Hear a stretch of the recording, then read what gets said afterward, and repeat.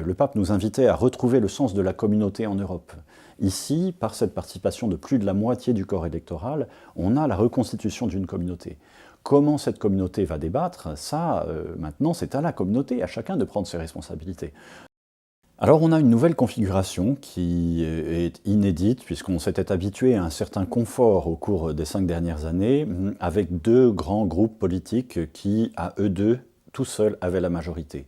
Aujourd'hui, on n'aura pas de majorité à moins d'avoir au minimum 3 groupes politiques.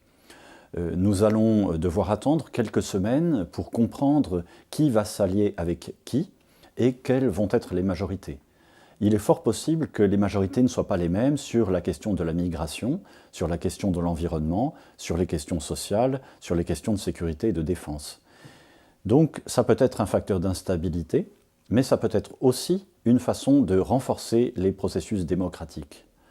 Ce n'est pas l'Église qui est proche des partis politiques, ce sont un certain nombre de citoyens qui sont engagés dans les partis politiques et qui agissent en tant que chrétiens. L'Église n'est pas un lobby et elle ne donne pas de consignes de vote. En revanche, il y a des députés qui vont essayer de vivre leur foi à travers leur engagement. Une foi qui n'est pas une foi exclusive, mais qui est une foi inclusive. Nous devons faire attention, en tant que chrétiens, à ne pas confondre le packaging et le produit. On juge l'arbre à ses fruits, nous dit l'Évangile. Il s'agit pour nous donc de regarder les politiques elles-mêmes et pas forcément le drapeau qui est brandi ou le rosaire qui est brandi.